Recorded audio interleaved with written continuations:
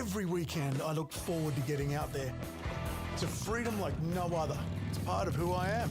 If you ride, you know what I mean. That's why I insure with Shannon's. They get it. They share our passion and give us the features riders want, like limited use cover and multi-vehicle discounts. Shannon's insure all types of road bikes, not just classics.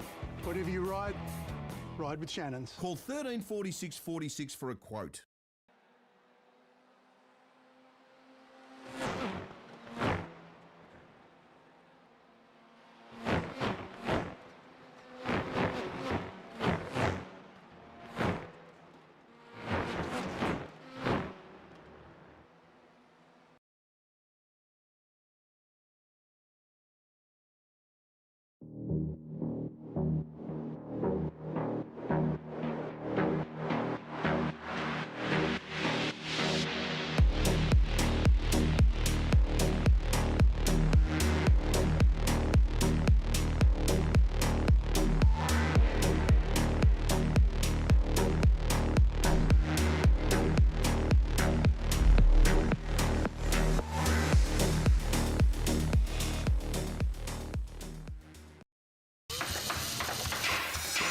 Rare Spares has over 50,000 product lines and releases over 500 new products every year. Your local Rare Spares distributor has what you need when you need it. And as the only restoration company officially backed by Holden and Ford, we take our part in your project very seriously. Rare Spares, more than just a part in your project.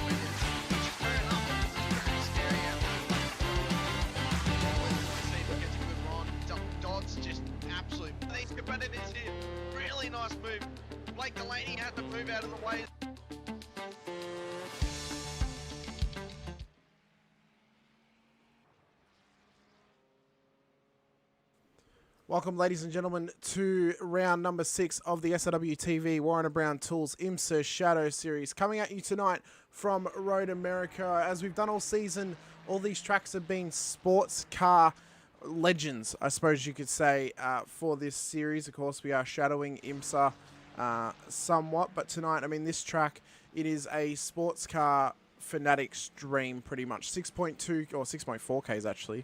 6.2, wow. 6.4 Ks out at Elkhart, Wisconsin. This track, of course, known for the Sports Car Festival that happens every year through IMSA. It's going to be a fantastic night of racing. I'm your commentator, Hamish Munro. Joining me here tonight is SRW co-owner Stephen Sinkovic. Stephen, this race tonight is going to be absolutely massive in championship implications, number one, but also for these drivers to survive around this 6.5 kilometre track for a long period of time. Mate, it's going to be an absolute ripper. I was hoping to be out on track tonight, But we've done a bit of a swap and change tonight, and this is a great track. I actually really like it. It's got some really tricky corners that if you don't get right, it can become messy very quickly. And I love the way the way it all curves down to that second right hander with the sharp right hand turn. It sort of thins up the track as it gets wider, then it gets thinner.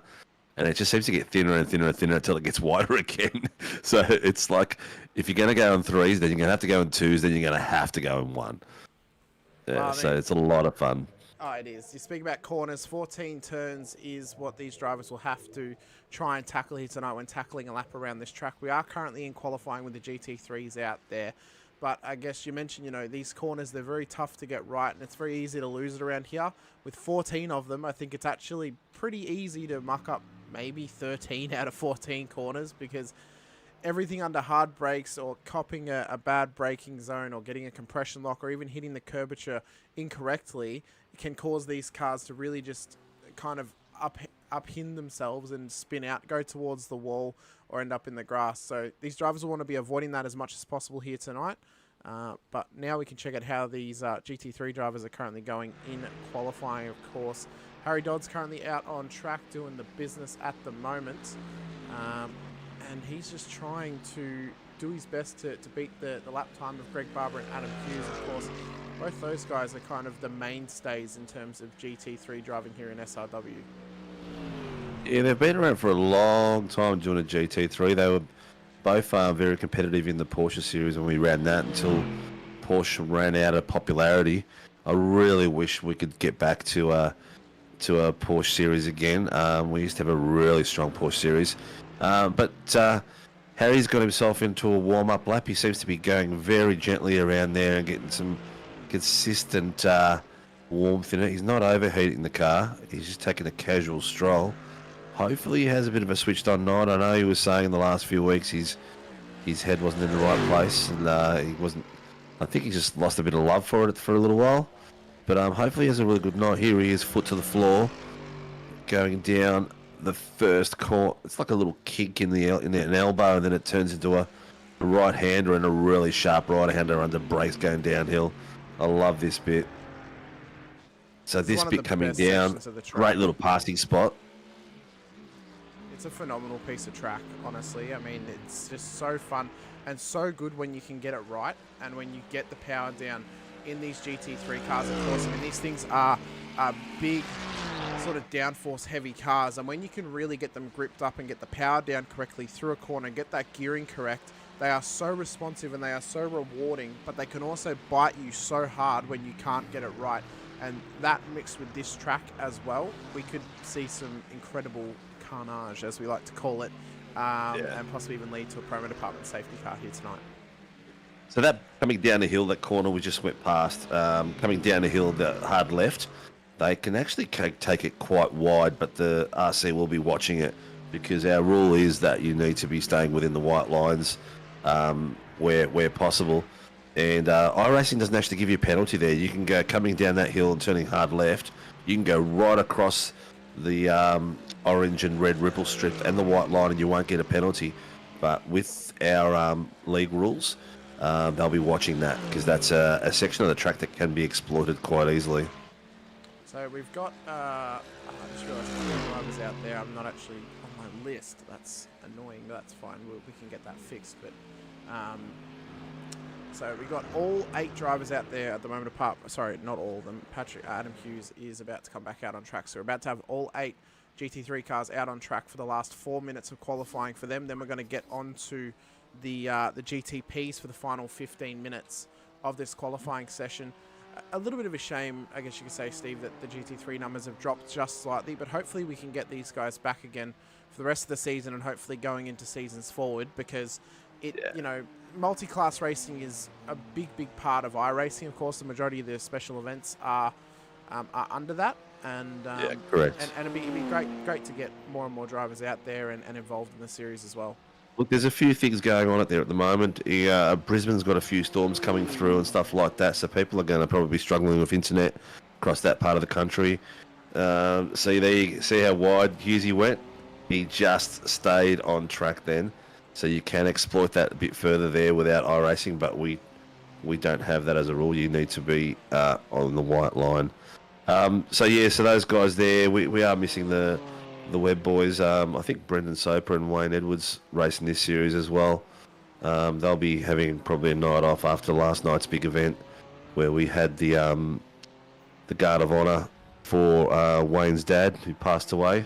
So anyone who knows the Edwards, please shout out to them and give them a wave and give them a smile. So they're probably not out there as well. I'm not out there too. So there's probably, last week we had 15 in each series. I think actually 15 and 18 to be correct. We had about 35 on track, which is really cool. And great the way these GTPs pass these cars when you're in a GT3, man.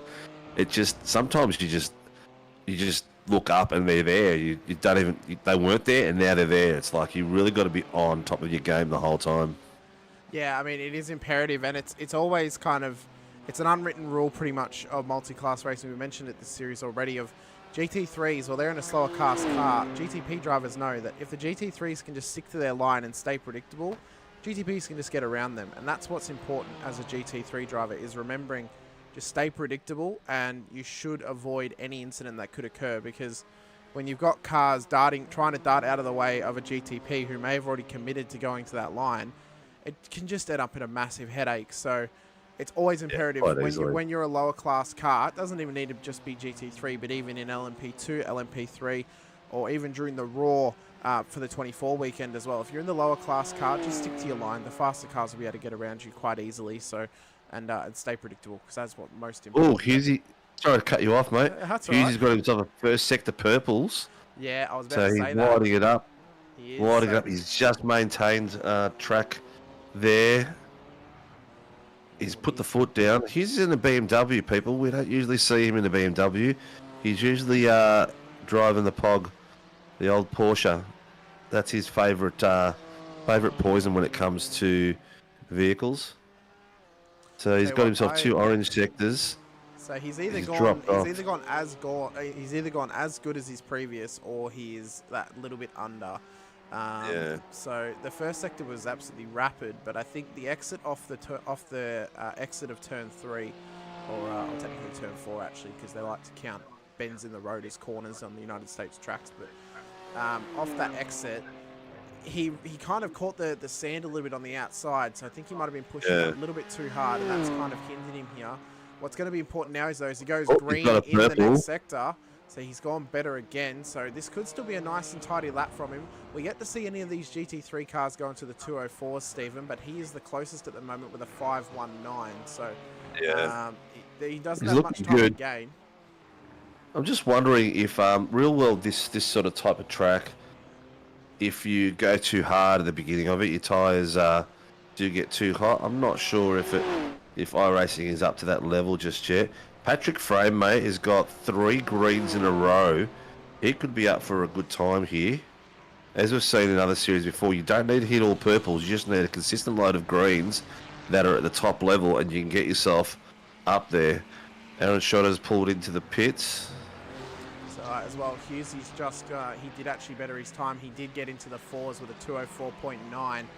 Fastest time we've seen so far in qualifying. Now these cars, they'll have to finish their lap, because they are past the 15-minute mark. So the GTPs are going to start to come out now. So if these guys are on a lap, they are allowed to finish it. But if they're not, then they need to come into the lane the next time they come past. Yeah, race control's already notified them, let them know that this is the final pass. So anyone that doesn't quite make it as a nice and clean will most likely pull it in. So but how good do these cars look, mate? Oh, they look so good. I was so happy when I found out the 296 was coming into iRacing last season. Been waiting for an update for that Fez, and then now as well that was announced by iRacing not too long ago that we'll be getting an updated Audi as well. So really, really good to see those types of cars back in. As Ganotis comes in, Barber's going to finish his lap, but it won't be any better. So now we can cut over to the GTPs who are out there with the current car in the lead of them, Matthew Gerard. How good do these things look, man? Oh. They look amazing, and they are so fun to drive. Oh, they're so good. That's so cool to drive. They can really bite you hard though, but when you're on a lap and you can get it together, they are absolutely phenomenal. They're so good to drive. And they sound good. Yeah, They sound real good. I mean, you look at that Cadillac, that big heavy V8 in the back of it, compared to the Acura, which kind of almost sounds like a V6. I mean, these things are just, they are on song the whole time. Doesn't matter what car it is, whether it's any of the Le Mans prototypes or the IMSA prototypes, all of them are just absolutely spectacular to watch, as Hadsler has gone purple sector in the first one here. Of course, this is their first lap, so he's kind of setting the pace at the moment for this qualifying session, but these cars will get faster as we go along, of course, as well. Yeah, definitely. And also they're grip dependent. They need to warm those tyres up a bit. You can see before, I think it was one of the fishy boys in the background going left to right. Hassler's had a really good series. He's had a few wins and a few top steps. The Juice boys have been quite strong in these cars, but also you can't take it away from the fishy boys. They've been hunting in packs as usual. Well, I mean, they come like a school every week. There's about there's about 3 of them, I think, 3 to 5 of them every single week, of course. And yeah, as you mentioned, you know, they come in packs or they come in schools, as a pack of fish is called. But they, you know, Hadsler really bringing the challenge to them, as he was on for 4 purple sectors in a row, but someone has bettered his 3rd sector. But yeah, I mean, it's a highly competitive class of car. I mean, there's multiple former race winners out there, a couple of new faces too, who I know are fast in these types of cars. And it's only a matter of time before they get the luck about them and are able to get a race win. It could also just be dependent on the track, but here he goes, and he's put in a 146.645. Nice lap. Jake Edwards is on track. And he's got himself 2 greens and a purple. And final sector green. And how's Jakey going? Here he comes up the hill. How's he going to go? Crosses the line. I don't think it's going to be better than Hasler's. It's going to be a 47. Ooh, second fastest. Not too bad. 147.142. Geez, Hasler's time is actually really good. He's got 7/10 on the next driver. Oh, bit of a shake in the fishtail there. Nearly lost it. So it's going to be important now that these drivers can just get a lap in and just get up to pace. Jack Michelson, I mean, he won out at Le Mans. He's gone back to the BMW now after being in the Cadillac for that race. He was away the week after. Back in the series now, though. I mean, he puts a lot of pressure on himself to do well. He's highly competitive. I know Jacko. I've known him for couple of years now, and he just wants to push on and just try and do well in these prototypes. He was a big supercars racer, but made the move over to sports cars. He's been absolutely loving it ever since he made the switch. We've got him on screen right now, and he's already got himself 1 podium this series. But Hassler's already got himself 2 purple sectors, so he's looking at bettering his time. Oh he's no, lost it though. He was, but he looks like he missed an apex and ended up on the grass. Mr. Whiting has got himself all green, and he's probably going to better his current time of a 152.229. Well, I mean, Here he comes in his DC shades. Be a bit of a hard stretch for Michael Whiting to go worse than his previous lap time. And I guess, you know, getting warmed up for these cars and the car track combination is what is imperative to do well in these things. Yeah, here he goes. Across the line, does a he has improved the 147.420. Well done. Jordan Ferguson he's lighting it up as well. He's got all green sectors. And he's got himself a 146. Well done. The 146. Oh, 150. Sorry, I was reading that's the comparative. I was reading the hot lap. Jack Anderson out there as well. Delaney's looking good as well. He's got himself. Where has he gone? His time hasn't counted. He must have had an off somewhere. But Ty Delaney, the young fella, got 2 greens and an orange at the moment. He'll just be hoping to improve his... Oh, he hasn't even got a lap time in yet. He's managed to set sectors, so that means that he's either done that on his out lap or he dirtied the last one. So he'll I actually got a chance to race with him last night. He raced in the 86s last night. I haven't raced with him for a while, and it was good to be on track with him again. See him here coming up the hill, gets past the LCR car, just ahead of, or just behind him now, crosses the line. What is the lap time going to be for him here? A 1:48.48. That's good enough for P5 at the moment. Just pips Jack Michelson, who's his lap time thing's not even up at the moment. A couple of drivers trying to set a lap for their first time round. Jack Anderson crosses the line. What time can he do here? I'm going to have to put him on my thing because he's not actually on my list. And I can see Simon Azamo's out here racing the GTPs. He's a past Porsche GT3 champion with us as well. Michael Whiting just touching the dirt there. Is that Michael we're watching there? No, that was Jack Anderson we were just on for the moment. Okay. So he hasn't actually been able to set a lap time yet. This could be his first lap. Oh, we've also got Scotty Van Lee. Oh, all of these new drivers swapping classes. I've got to add them to my list. There's a few of them not quite making it. Who's that in the Pecky's car? That was Scotty Van Loon. So the Rattler. Okay. Well known The Rattler. to my other cohort of broadcasting fans out there for vets, but I know he also dabbles in the SRW Supercars series as well, so good to see him having a crack in another type of car. Out there at YouTube land, people, let us know if you want us to show anyone in particular. Also, let us know if our audio's not up to scratch, if one's louder than the other, or you can't hear the cars. Let us know, because we can tweak it and do whatever we need to make your Friday night as enjoyable as possible. Friday night at my house is movie night and pizza night. That's already done and dusted, because a four-year-old gets to bed pretty early. And movie night consisted tonight of Inspector Gadget. Yeah. Well, I bet you a lot of these drivers will be hoping they get a Go-Go Gadget pit stop happening here tonight. They want to get their pits done as fast as possible, of course. Yeah. Hasler goes better, gets a 1:46.5, so he gets even further ahead of P2 Michael Whiting, who did do a 47 dead. So no one's really able to bring the fight to Hasler at the moment up the top of the timing tower. No, I'm just wondering if the temperature's gone up or down in the session. There's only 31 degrees at the moment, ambient temperature, humidity at 23, track temperature at 34. So I can't remember what it was at the beginning, but it could be changing a little bit. But no one's even close. Like, he's like 4/10 away from the nearest driver at this point, and Jake Edwards has got a few greens, but everyone else is sitting in the orange. Oh, there's a fishy spud at the back. Looks like the fishy boys are getting a bit of drifting happening, drafting happening to get some times up, which is always a good thing to do if you're in a team. Yeah, I think they're trying to... How did that go? Yep, how did that go? Did it give anyone a bit of a boost? I don't believe so, no. But I think Adam Simpson might be on for another lap here. Hasler's gone faster again in the first sector. This guy is an absolute freak at the moment in this car.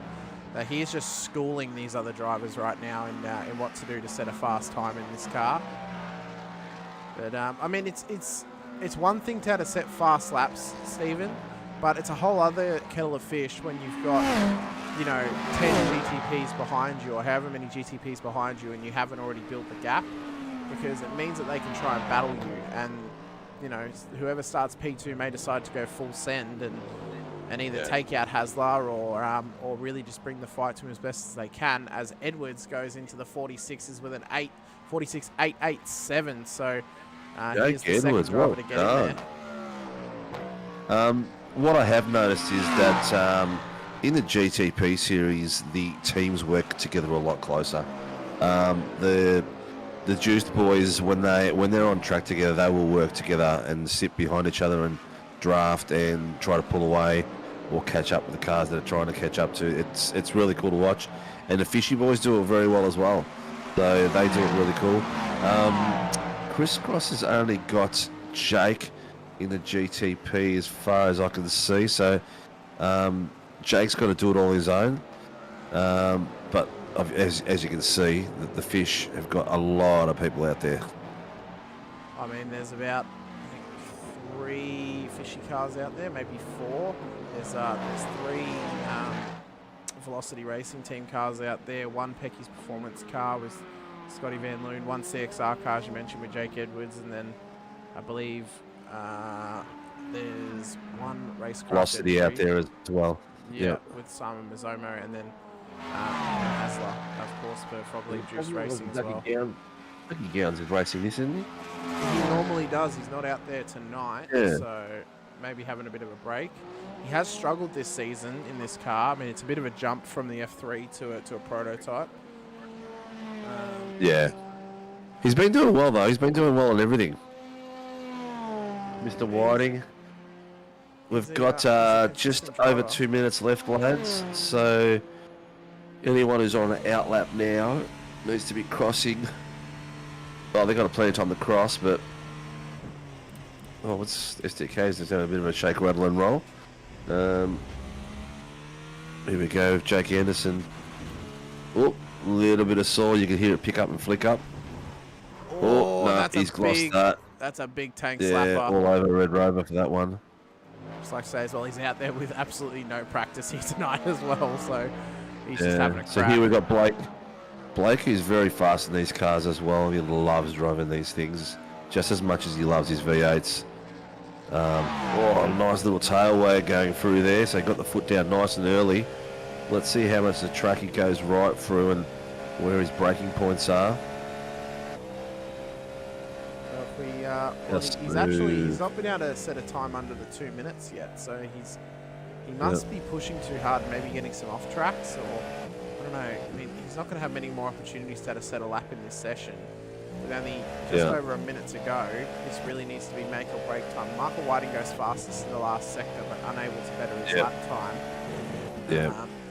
But I mean, all eyes are on Blake right now. He's the one who really wants to try and rise up the timing tower, and he's just off the pace at the moment.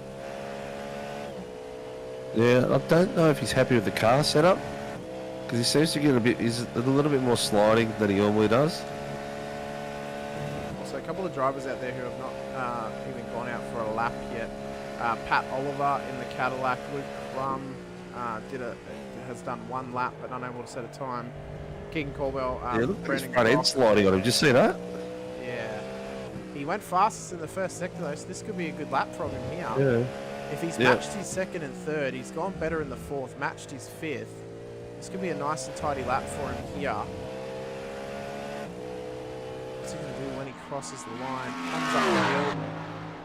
What's it going to be for Mr. Delaney? 9.5. That's good enough for P9 at the moment. Gets him into the top 10. Just gets past Ash DeVries at P10 at the moment. 9.48.511. This will now be Mr. Miller. Mr. Miller's on 3 greens, so he's improving. At the moment, could this be a 47 from the funky Chris Miller? Every time I hear his name, all I want to sing is Funky Col Medina. Oh, Jake Edwards has gone green and purple in the first 2 sectors. We'll have to see what his lap looks like once Funky crosses the line. Comes through 13A and B up towards turn 14. How's he going to go around this corner? The boys in YouTube are taking the piss out of each other, which I love to see. Some of the stuff I can't repeat. I know. Mr. Livingston in the chat. He's a bit of a local legend amongst the Velocity boys. Not a part of that team, but he's almost like a cult hero to them. 47.5 for Miller. Edwards' time, though, did not count. He must have binned it, so he was not able to better his time. That will put Hasler on pole. It's not looking likely that anyone's going to be able to improve their time. The only ones who really could is Michelson and Delaney, who are out there at the moment. We've got David Coleman in the chat as well. Race control. Delaney, purple. He's up to his last sector. He could improve here. He went green 4th sector, so this could be an improvement. He did go 48.5. Oh, he's just gone off track. Is that enough? Ruined it. Yeah, he might have The gone. opportunity. Yeah, oh, and there he goes. Yeah, he's bin that on purpose then. That was a bit of frustration. Looked like he was on track for a good lap then. I think Markson's going to improve here. He doesn't. Goes 48.8. So. Oh, yeah, Coleman's Coleman's not on track tonight. Coleman's probably practicing Sandown. Coleman is one of the fast boys out of the fishy boys at Sandown. He loves Sandown. Sandown is his bread and butter, isn't it, Coleman? Everyone tells me you got to watch Coleman at Sandown this weekend. He's going to rip it up. Is that what he does on his birthday all the time? His birthday all the time, every time. Yeah. Well, ladies and gentlemen, that is your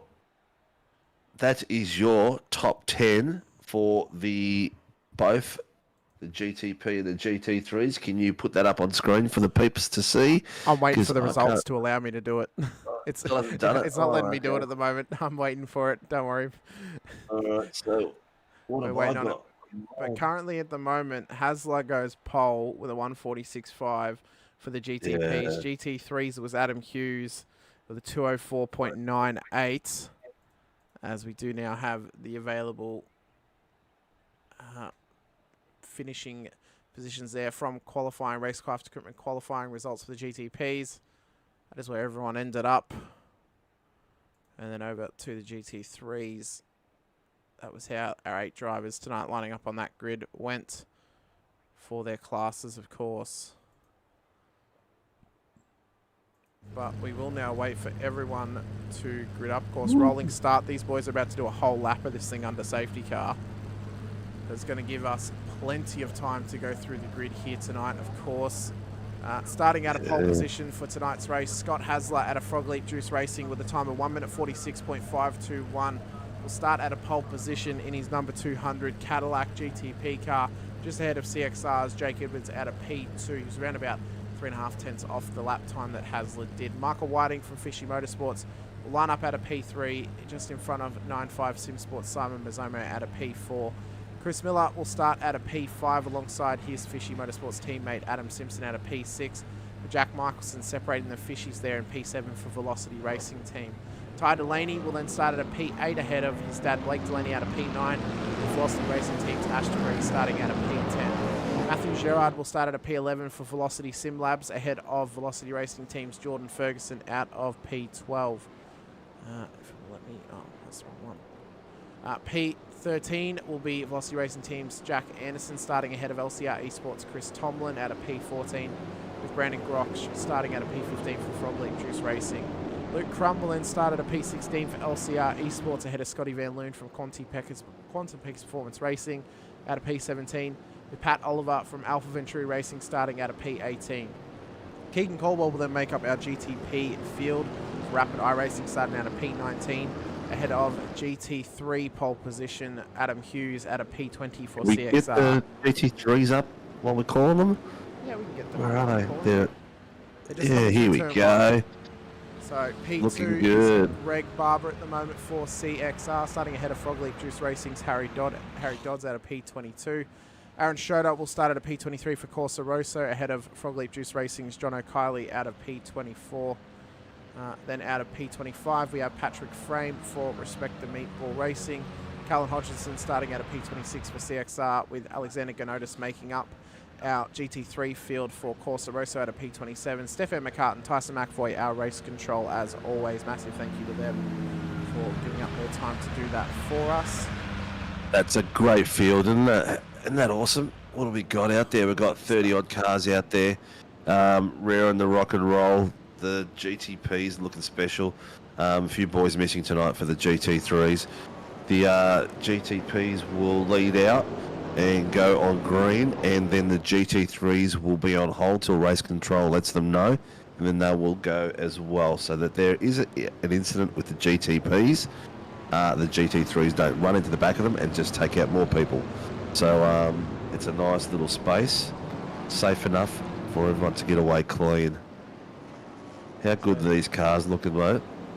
Oh, they are absolutely fantastic. They are one of my favourite car types in world racing is the prototypes, of course. I mean, I ran my own multi-class series earlier in the year, but it's great to have this sort of action back on our screens on iRacing.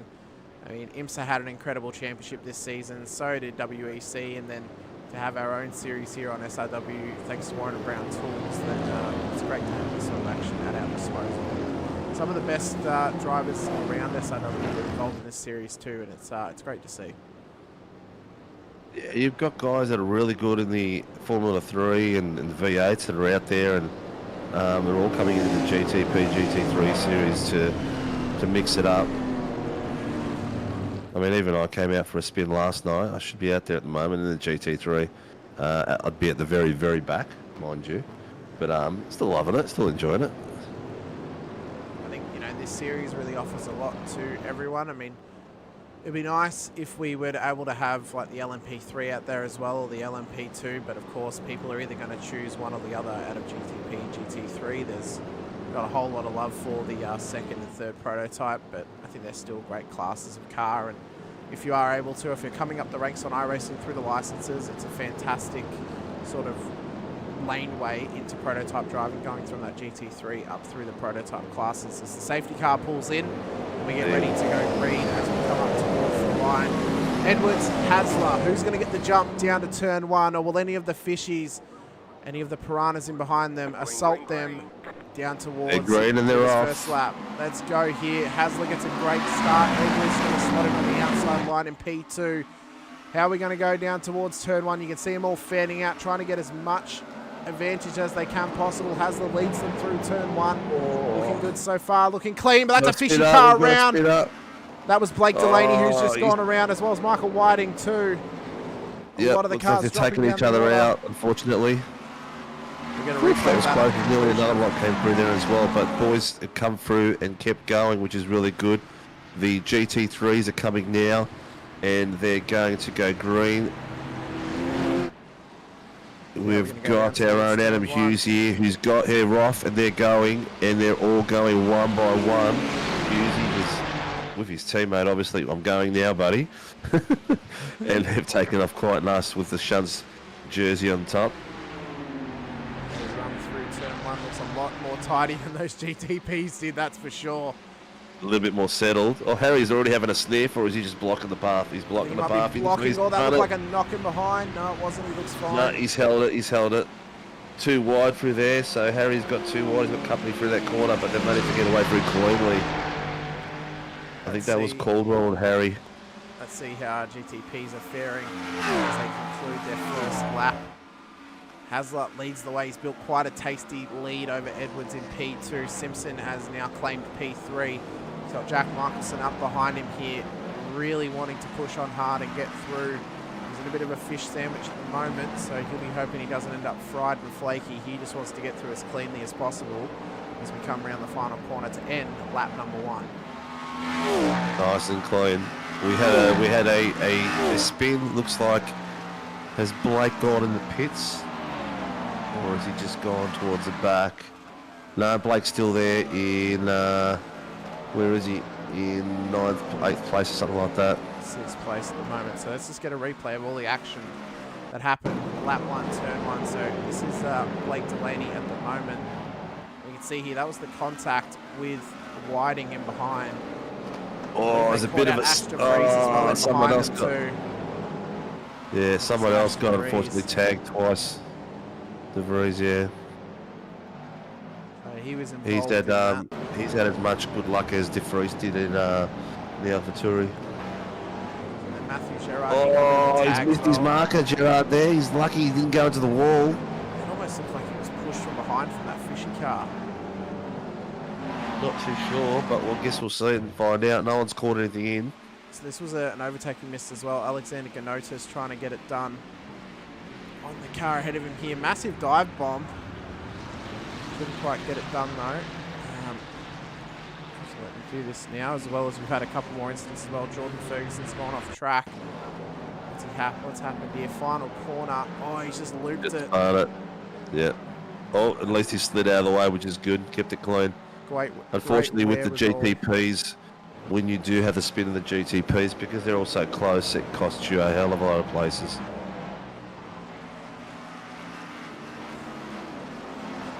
Livingston, I love your banter, but we can't say these things over the air. I love No, the nod we can't. towards Ashes, but we can't repeat them. But you get the big guy anyway, I'll say that. Nice and close there. Simpson's got a lot of pressure there. They got too wide now.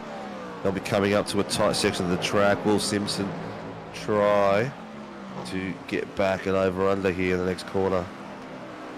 Markson got it done. Nice clean move from him here. Yep. We're only 4 minutes into 45 minutes around this track. Lap number 3. He's got some good pace on him, Michelson. He does. He's a very talented driver in these cars. Puts a lot of pressure on himself though.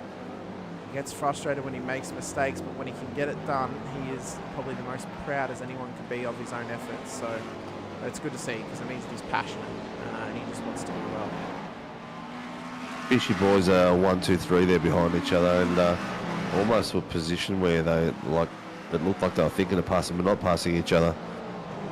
If they can get all three of them to run down these guys in front of them, they'll build up.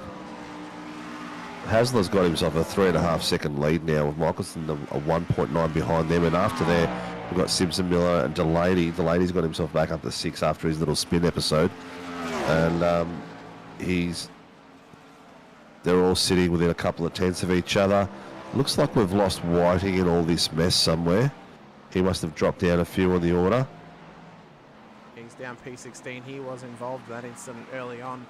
Pat Oliver, Keegan Caldwell, they did not make it out on track for this race here tonight. So currently Whiting is second last on track for the GTPs, but currently making up the rear of the field is Ash DeVries after that unfortunate turn 1 incident. He'll just be trying to stay as consistent as possible. Now he had a P10 start, so he'll just be trying to recoup and get back to that spot and hopefully get a safety car so then he can get back onto the rear end of that field. Yeah, well, Husey's got himself a bit of a gap there now, so he's got himself 2.3, 2.4 seconds on Greg Barber, and now he's starting to get overtaken by the GTP cars, and I'm not sure how much of a tow you're going to get out of these things because they're so low to the ground. You're still getting a lot of wash hitting you right into the windscreen, but it might help a little bit here and there, but not to the great effect that you would have you behind a GT3 car. So Harry Dodds, he's actually got himself up into 3rd place, following Greg Barber with 2.5 seconds. So he's got the AMG coming across, and they've also started to gap Shotter and Riley and Patrick Frame now too. So, but it's not over till the fat lady sings, as they say, because what we've got here is 2 Porsches, a Merc, and all the rest are Ferraris chasing them down. So not sure how these guys' tyres will handle and change with a different version of the cars, but we might see something change later in the track if the Ferraris maybe are a bit gentler on the track. Well, I mean, I know the Fez was really the car of choice at the start of the season. Of course, it has the positive BOP for being the latest released car in this GT3 field. Be interesting to see if it gets nerfed a lot or if it kind of stays where it is when the new Audi comes out next season. Mentioning as well that possible new track next season. Well, Mugello could be coming into iRacing. That'd be, I think, fantastic to see in amongst this series. Hopefully, if it does come out, I think that'd be a great addition, as well as even a track like Zandvoort or even like a Lebanon or a Magny Cork would be really good to see as well. But 100%. iRacing's got a lot of catching up to do with some of the tracks. They spend too much time producing American tracks and dirt tracks, I think. They need to get all Europe done and really get their things together. I really want to see this series succeed, and at this point, season 1 for 2024 will be the same format as we currently have for season 4. So anyone out there that's watching and loves this type of racing, we're going to do the best we can to promote this as much as possible and maintain the numbers. To have 29, 27 cars on track on a Friday night is pretty good, especially when we know that there are people out there that should be out there that can't be out there tonight for one reason or another, which is really cool. The pace of this thing, look at it go. Look at the grip on the outside. It just shows you the pace and the grip that these cars have got. To take a car like that on the outside, on that corner there, and it's got a little bit of an off camber as well. The cambers aren't right on this track. Go on board with him. I think it'd be really good to see as well if possibly in between seasons next year we could see these cars involved in maybe in an endurance race in the during the season break. Could be cool to see. Let us know, guys, what you think of that idea. Maybe we could do a mini championship in between each season, kind of, you know, one race in between season 1 and 2, then another between 2 and 3, then another between 2 and 4, and then one to end out the season after season 4 next year. Let us know what you reckon. I think it'd be pretty cool to see. Whether it's well-known endurance tracks or maybe some lesser used endurance tracks. I think it could be really, really cool just to see some long-distance racing happening on SRW TV. David Kirby's the first person to actually repeat what he's put on Facebook. Road America turning up the carnage no matter the series. Oh yeah, Road America never lets you down. There's always something going. Oh, a nice pass on the inside on the GT3 car. Hasler took advantage of this traffic. He's already now built his gap out to 6.6 seconds. That's the big thing about this multi-class racing is the traffic can either hinder you or help you when trying to build or close the gap. It's hindered the cars in behind him and helped the leader because he kind of caught the field at the right moment and didn't really have to work too hard to get past them. With these guys, they were kind of caught up behind them through 1 and 2 and then had to wait until the back straight just to get past them. So it's worked to the advantage of the leader at the moment, but it may not work to the advantage of him later in the race when he catches them yet again. Yeah, this is true. What's the real time on track? Because it looks like it's getting a bit darker. It looks like it's an afternoon heading into evening. We're in the 10-minute mark. We've got 45 minutes, half an hour. It's 1 p.m. So, okay, so we're just having a cloudy day. Because that thought, at one point I thought, geez, the lights are coming on. This thing's getting dark. I think it's because of how many trees are out there, especially in this back section of the track. It can get quite dark very early on in the day, and then you kind of come around the main straight and the sun just kind of hits you in the face as you come up the hill. But see those fishy cars, those guys still rolling together. Miller's now got up to the front of that little pack, so he's going to try and pull Simpson and Delaney along with him here. Brandon Groch has built a nice gap back to Jack Anderson at the moment, back in P8. He's in a tense battle with Somo and Delaney in behind him, and that pushes him out wide. Oh, that was lucky that Doddsy didn't get taken out in that situation there. Those guys were a little bit impatient there, trying to block each other and take each other into that position there. I was just about to say that Scotty Hasler has got the fastest lap so far at a 147.764. Yeah, Harry followed him out there as well. That was very lucky. That could have got real messy real quick. Well, but those guys are Delaney's are all Ty Delaney has got himself in front of Anderson and Crum, so they're battling across there, and then you've got a tight gap between Mitchelson being chased down by Simpson and Groch, all the way through the top there. In the GTPs, what have we got? These boys have all gapped out a little bit now. Why isn't my gap showing up on my timing chart? So Hughes at the moment Here we go. 9/10 ahead of his teammate Barber out of P2. So these guys have just gapped Dodds out of P3. He's about 4 seconds back from the leader. It's not too far on track. But Ganotis and Kylie have got themselves a fight amongst each other as well. They're on the back of Callum Hodgson.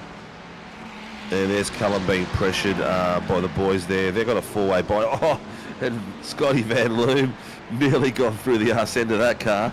Just pulled out in time. That is Scotty, isn't it? Yeah, it is. The Rattler. Yeah. Trying to the Rattler, taking him on the inside.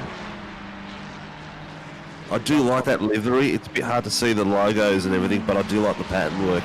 It's got some really good old school Sandman stylings. I think their quantum livery from this season, I think, is actually a big step up from their previous liveries in the past. I think it is actually one of their better ones that they have done this year. Be interested to see if they change it for next season or if they stick with it.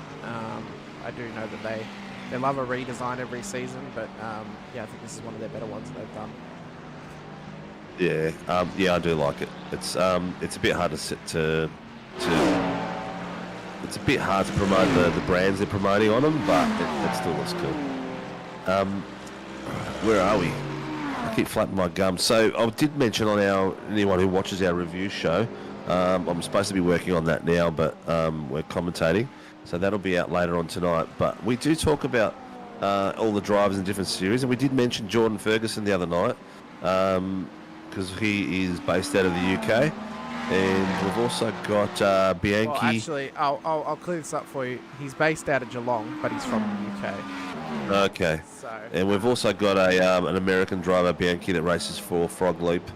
Oh, he's missed his braking marker big time I'll there. tell you what, I'll give him the excuse here. He is actually rolling around with an injury at the moment. He did hurt his hand earlier in the week, but he's still out there because he has a love for driving these cars and driving this series. So he's currently rolling around with one arm at the moment. So, but P13 is not a bad spot to be in with an injured hand. So he's just trying to stay out there and stay clean.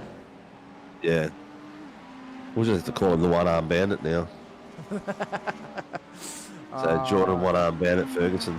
Don't give him any more praise. He won't let me live it down. That's not a praise, nickname. Just like we've got Guns Out Gowan.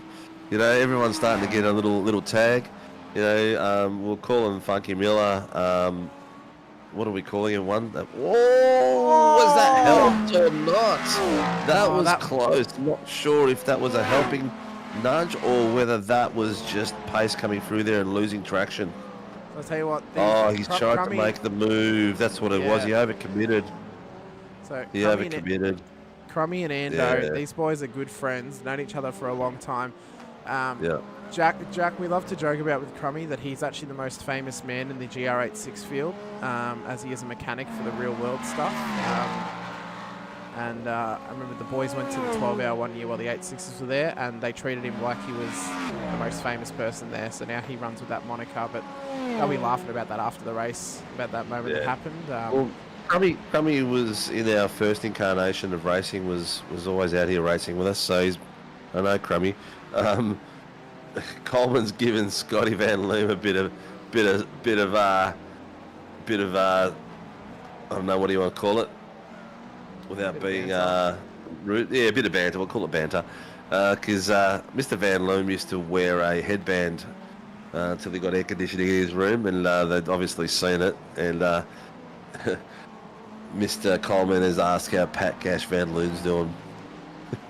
Well, Sean Benici is in the chat, our American driver, saying he did catch a bit of an illness this week. Now the kids have got it, so hopefully we can see you back next week. That's Chris Miller in the wall. There's been contact in behind. Something's happened to him. Let's have a look at this. How did Funky end up in the concrete barrier? Following his he's leading his teammate here. What's he do? Oh, he catches the curve. Very easy to do there and just shoots him into the wall. He's just taking a bit too much curve. Has he railed the curve? I think he may have. Anderson's also gone off as well. Yeah. Let's quickly here. Yeah, he caught curb and that's what spat him out. Oh, and he's just gone off the track into the sand. Yeah, lucky. Miller has been able to enter the pit lane though, so he'll know that. Okay, so the GTPs have all spread their times out except for the battle that we've got with Grotzelani and Mitchelson. How are our GT3 boys doing? Have they all spread out their times as well now? Because we're at the 17-minute mark of the journey. I think we'll be coming close to some pitting. So Ganotis, Riley and Frame are still chasing down Callum Hodgkinson. Callum has done a really good job keeping these guys behind him. Well done, Cal. Then you've got they've got a 7-second gap back to Shotter, who is probably 2 seconds off Dodds. Dodds is another 3 seconds off Barber. Barber is another 2 off Hughes. So they've spread out across the front, but across the back. But the pits are going to start coming for the GT3s. I'm predicting they're going to start coming in the next 3 minutes by about lap 20. Well, it depends what the fuel limitations are in these cars. Of course, they can get an hour out of a full tank. If it's half a tank, they'll get about half an hour. So it's really going to be dependent. Ryan Price in the chat as well. Happy Friday night, legends. Callan is a machine. He's leading, apart from Shodar, who's a bit forward of these guys. He's kind of leading this little pack of Ferraris at the moment. You could almost call this their own little class right now. Just, very much so. Very much so. Ashley Reed's trying to make a comeback here, just getting past these boys. So he currently He's at the back of the GTPs, although he's starting to catch the end of that field, but he's going to have to work hard here to really bridge that gap, or again, just hope for that safety car to come out. As Gerard It needs to be smooth and just, oh, here we go, too wide across the last corner up the hill. Oh, it's a pit entry. Pit entry, who's gone in there? So Anderson and Crum have gone in. So this could be a... They might be attempting an undercut here. They might be. I don't know how. They're not going to really be able to gain enough though off that undercut, I don't think. No. They're too far away from They're Delaney. too far. They're way too far apart. But Delaney's gapped now as well, so he's got... Oh, Hasler's got... Did Hasler just go in? No, he's still out the run. That was Crum and Anderson still in there. Okay. And Michael Whiting's been in. Chris Miller's been in. Yeah, and DeVries, but DeVries and Whiting came in lap 1, so they'll have to come in again. They would have come in for the fast repair. Anderson does a 22-second stop. Crummy does a 23-second stop. So, Not here, not there. yeah, pretty much hardly any difference there. I don't know if they'll have to pit again. Miller did about the same time on his pit stop, so there's not much difference between them right now in terms of stopping time. We'll have to... GT3's across the back there, going too wide down the main straight. It looks like it could be Callum Hodgson. No, it is Ganotis on to the back of Callum Hodgson. Now, Ganotis has actually made a move and taken Callum, but Callum's not going to stay away from it. They've got nearly 3 wides coming from there. And over or under, Callum's got back into the lead. Oh, Ganotis has nearly lost the rear end and given Riley a bit of an option there, has caught up to him as well. So here we go down the main straight. Whoa, that GTP car has just flown past the 3 of them. They're not going to go 3 wide, are they? Oh my God, here we go. I can't see because of the sun. Oh, Callum has been... No, he's still got him. Callum's got him on the inside. Little bit of a bump. He's got the outside run, so hopefully he'll make it for the next corner. But Ganotis is not leaving this alone. He's going to fight it all the way through. Oh, a little bit off track there by GTP, trying to get through. These boys are fighting for position here, and the GTP guys just need to be patient. That was a very quick dive through the middle there. That was Blake Delaney. Michelson must have had a mistake because he's actually dropped position. He's dropped out of P3 at the moment, or unless he's been battling with it, but he's down at P5. He comes past these guys. Here's Hutchinson, goes into the wall off the exit of the kink. And that is going to take him straight out of this battle. I don't know if he was or not. Let's have a quick look here. He did have Michelson up the inside. See here, there goes Hasler. Actually, no, it wasn't even Michelson. That was one of the other boys. It might have been Ferguson. He's just... He's got the wash from the GTP car in front of him. He's lost traction on it. He's just gone for it straight to the wall. That's unfortunate for Callum. He was doing so well keeping the rest of those Ferraris behind him all the way through that whole first 13 laps. So now it's changed again. Now Ganotis is feeling the pressure from Riley. Just to correct Ganotis and Frame. It is actually Kylie. It's John O'Kiley, not Riley. Oh, sorry, Kylie. Oh, that is too okay. These boys are absolutely fighting it out like crazy. These Ferraris put on a great show. You almost want to have a Ferrari series going the way they're fighting. I mean, it'd be good for any Class D drivers hoping to get... Oh, he's not going to move out of the way. He's now going to hold up this GTP car that's coming through. Hodgson on the radio as well. He might be calling something into race control. Yeah, I don't think there was anything there from the call, to be honest. It looked like it was the outwash. Like he had plenty of room. Passing him, yeah. The GTP left him heaps of room. He could have turned in. I don't think he was confident enough with the GTP going to the inside. Yeah. He is now in the Well, pits. GTP's responsibility to make it pass clean, but the GT3s need to maintain. Oh, see, like that there. See that GTP nearly got him. Who's that? I believe if you bring up the relative, there's Ty Oh, Delaney. we're getting... It is Ty Delaney. All right, I just heard Greg Barber go off at someone. I think it might be at Adam Simpson here. No, I These think guys are- Greg was going off at one of the... Greg was having a go at one of the GTP drivers.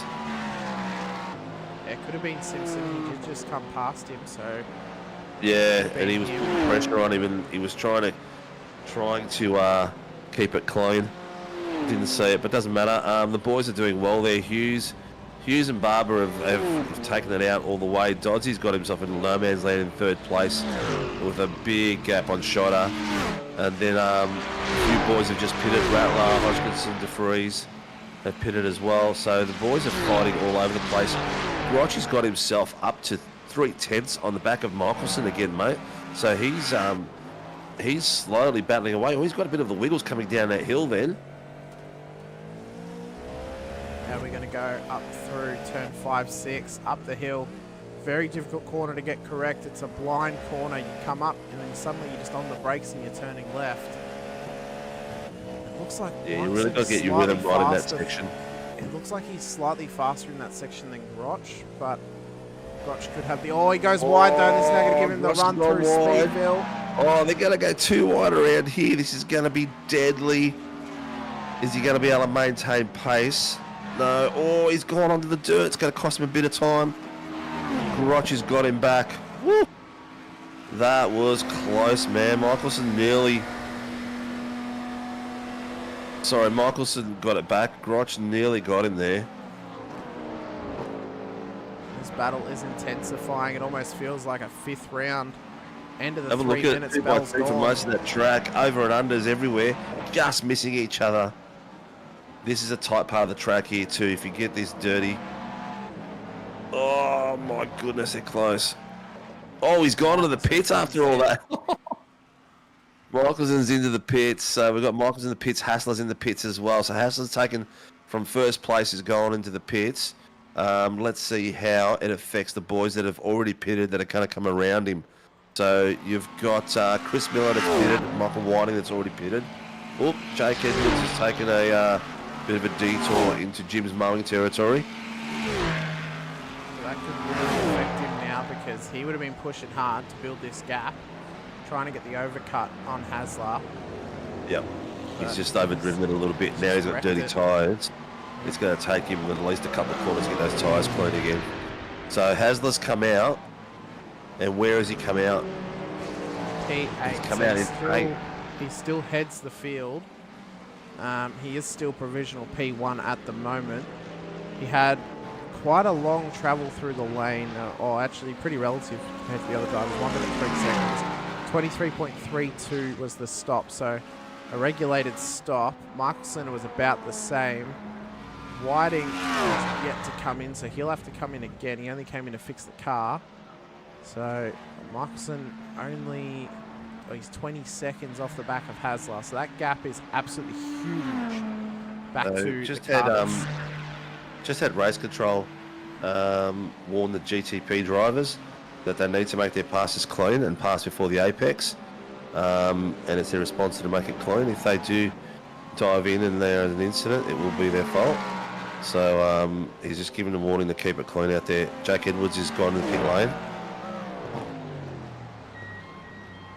So what will this effect be? He had the off, I believe. He's going to be pretty far behind Hasler now. Hasler's only about 37 seconds away from the pit lane. So that minute lane travel time, Edwards has already been in there for 20 odd seconds. I actually think he's probably lost about 10 seconds off that incident now, off the back of Hasler. So it's going to be interesting to see what the gap is going to be when he comes past. On board with him as he comes up the hill.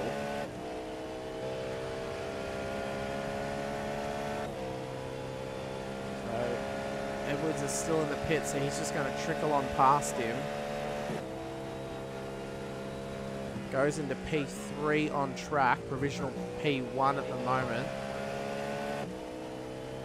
Edwards is only just coming out of the lane. And the gap is 12 seconds.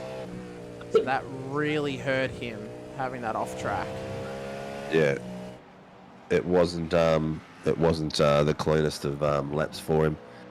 It's one of those things. Your crucial lap is before and after. I made last night, I think it was in race 3, a 2 to 3 second pass by extending my extra lap in the 86 and then getting a fast lap for that as well. And it made a big difference when it came back to all back in the normal order. Right, all the GT3s have gone in and coming out of the pits. So Barber came in last lap. The rest of the GT3s came in this lap, apart from Hodgkinson. So I'd say these guys are right to the end now. They're going to have about 15 minutes left. So it should only be a one-stop race for the majority of this field. Delaney's now come into the pits as well, out of P1, but Hasler's going to cop him here as he gets past Matt Gerard to go P2 on track.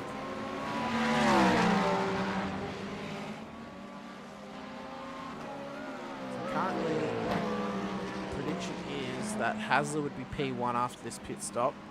Edwards will be P2 and Delaney would be P3 ahead of with Blake. He's still in the pit way. So Hasler Where is comes he? past. There he is Delaney's there. still stationary. He's Here he just moving comes. now. Edwards is coming up the main straight. So where's Delaney going to be? Is he going to go P2? Edward. Here goes Delaney.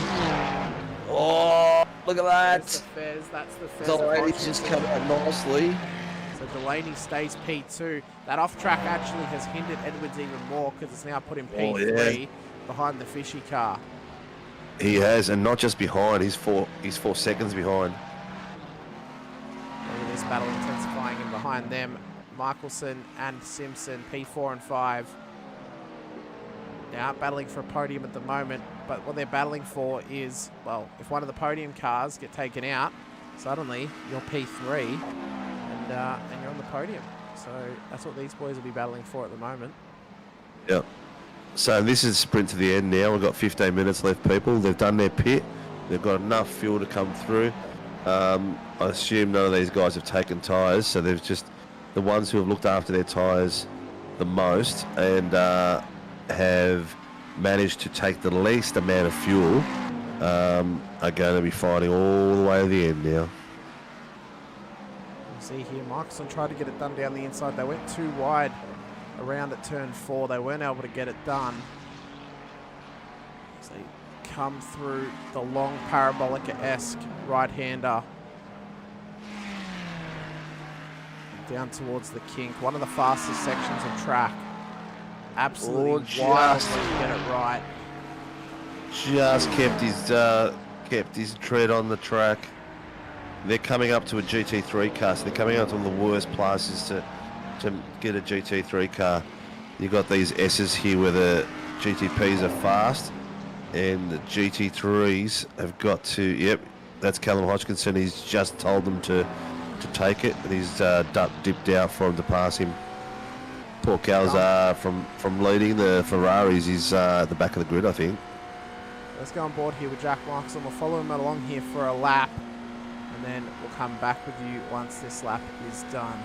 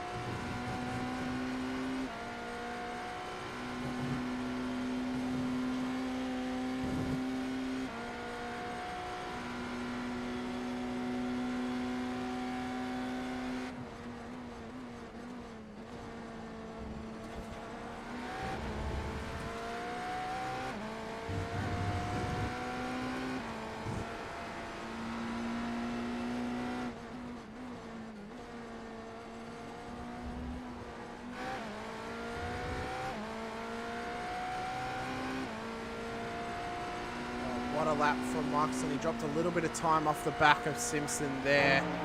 Just a great showcase of how wild and fast the lap around here can be in those prototypes.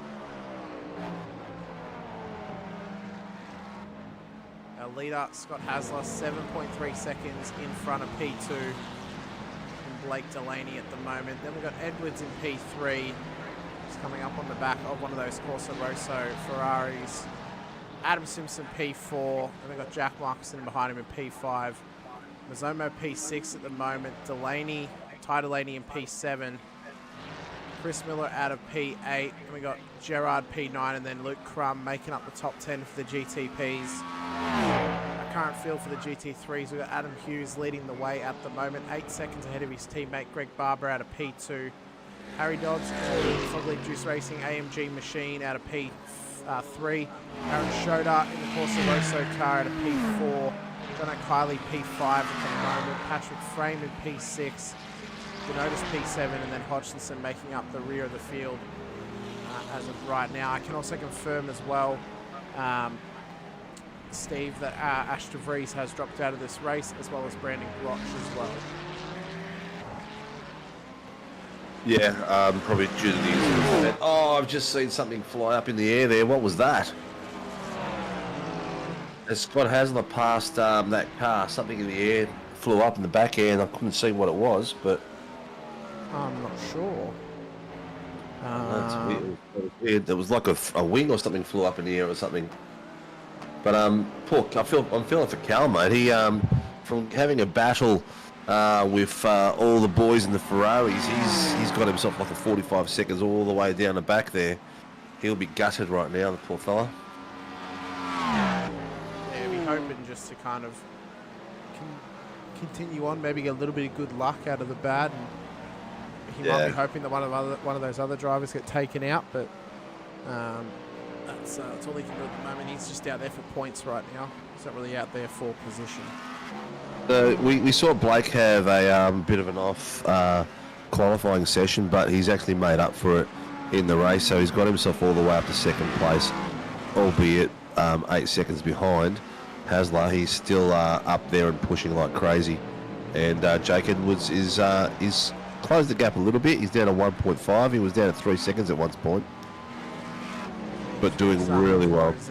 It's going to be an enticing battle to the end of this race, Steve. We're under 10 minutes to go. But pretty soon we're going to be guaranteed no safety cars in this thing, so it could just be a straight sprint to the checkered flag tonight.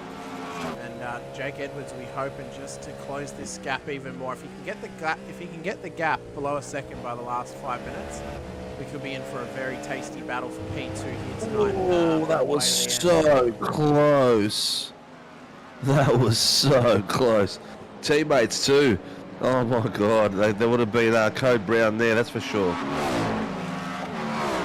See Delaney just trying to get any toe that he could off of the back of the Velocity Racing team car. Yeah. Just there. I believe that wasn't Michelson. I think it might have been Ferguson. It was. So just trying to get any toe that they could off the exit of that corner. Of course, Ferguson, the only one bringing a bit of international flavour out there tonight. The Englishman based out of Geelong. He's had some respectable finishes this season. A bit of a tough night tonight. He's the latest driver to go a lap down on the leader. But I'm just hoping to kind of solidify some points out of P15 at the moment. Yeah. And for all those of you out there that are currently watching, you might have noticed I put a note in there. Please like and subscribe. We've got 70 odd subscribers to go before we give away the amazing racecraft rig and seat, and I want to give that away before Christmas. So there's 75 people out there that need to subscribe ASAP so we can draw this thing before this season finishes. Remember, you can get your mum, your dad, your brother, your sister, your cousin, your auntie, your uncle, anyone that you know. I mean, hell, even make 5 different YouTube accounts. Just get that subscription in. You could do that, but... You could do that. Not saying that I've done that. Definitely not. I definitely don't want a rig. Well, Blake's taken a little bit of dirt there, but Jake is still 1.5 behind, so he hasn't called it up anymore. How are our GT3s going, mate? At the moment, we've got the top 10 in the GTPs sort of spaced themselves out a bit. The Vortex and Frame are still fighting like crazy.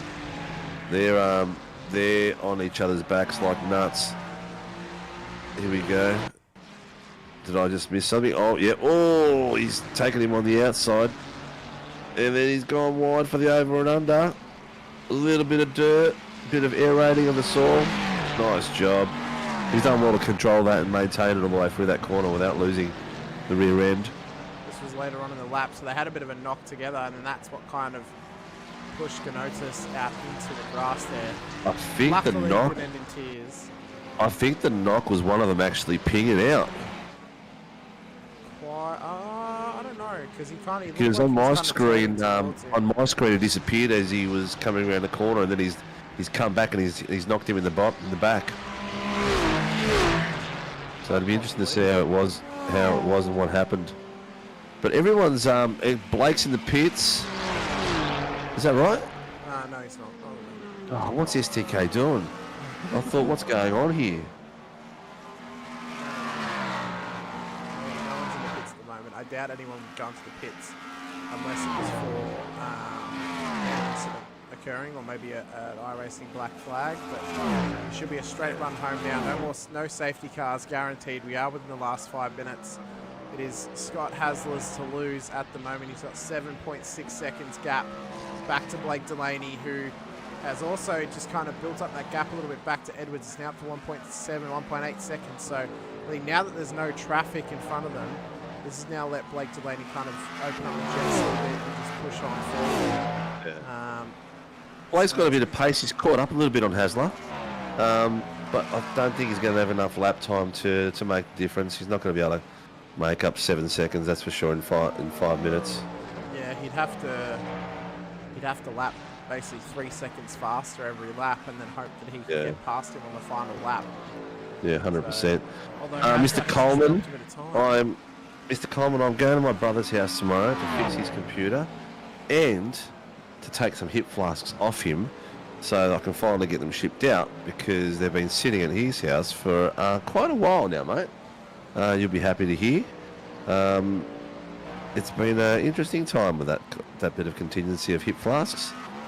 And for those of you who are champions from Season 3, the labelling is just about finished. Because they're a custom product, it's not easy to get the labelling done for them, because they're a custom product. We need to wait a bit longer, and they will be shipping this week as well. So, yippee-yay. Now I've got to start on Season 4 and get them out before Christmas. I was going to say, will they be out by Season 2 next year, or before then?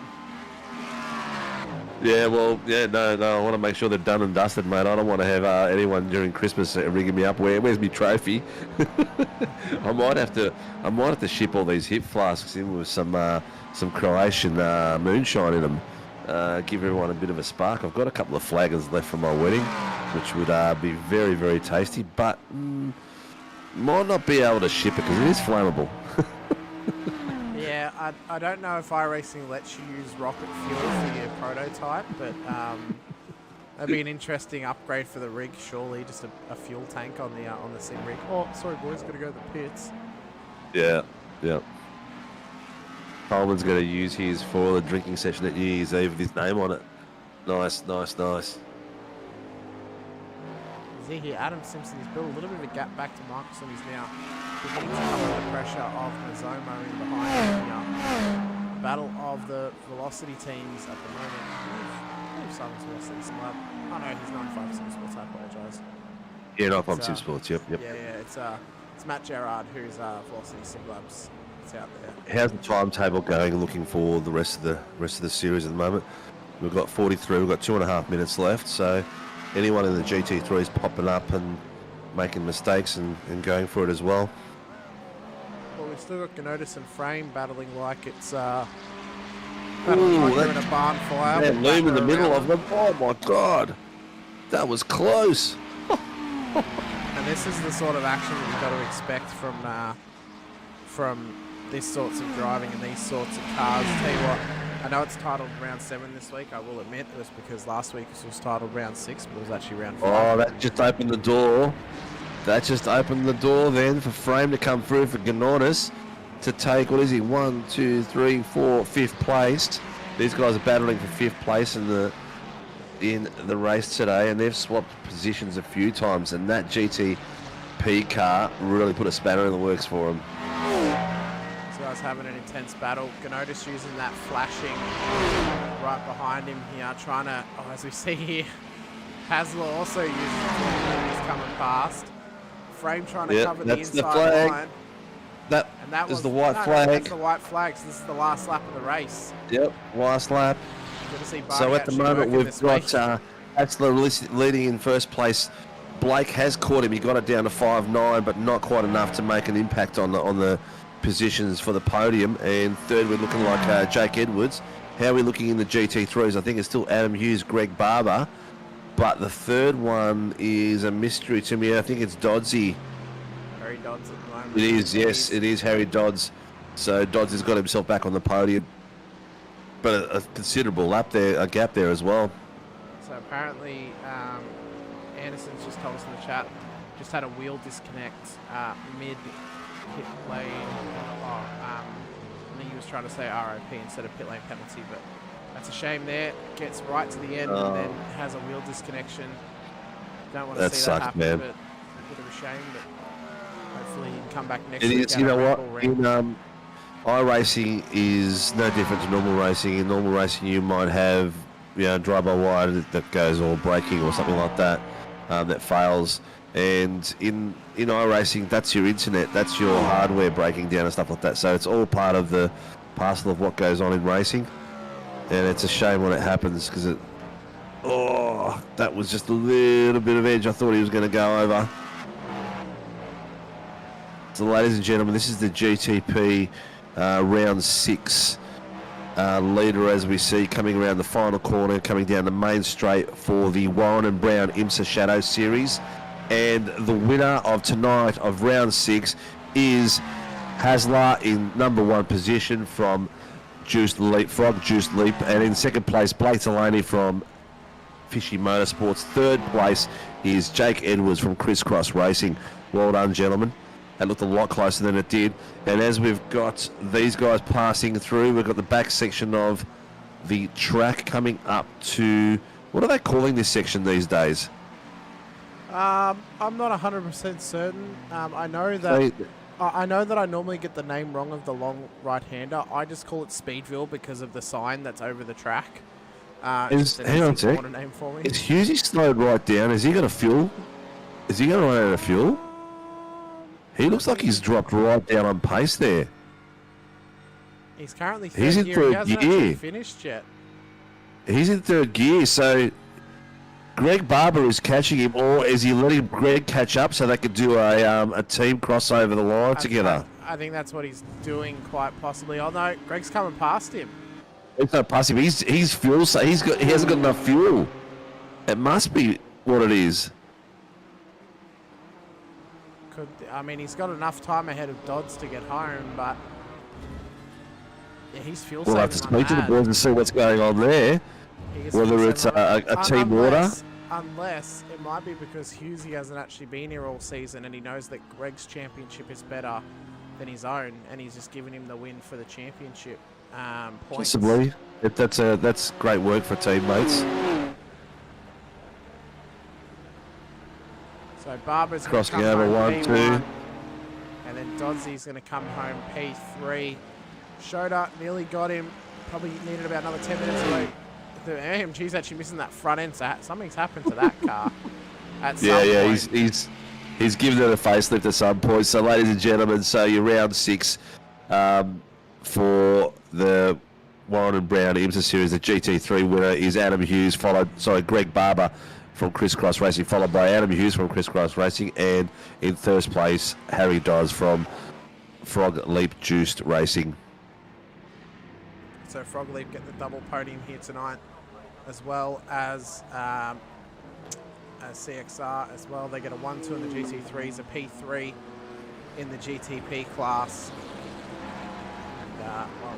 this mean for championship implications here tonight? We know a couple of drivers missed out. I believe they have a drop round for this series, so this will be a lot of their drop rounds. And well, with only 3 rounds to go, Steve, and probably the one that I'm looking forward to the most next week out at Red Bull Ring, I think we could be on for some hot and spicy action across the rest of this season, especially with tracks like Silverstone, Red Bull Ring, as I mentioned, and Daytona still to come as well. I'll be definitely racing Silverstone and Daytona. I don't think I'll be able to get onto the Red Bull. Bit too hard to get that tight track in a car that you haven't raced in all year.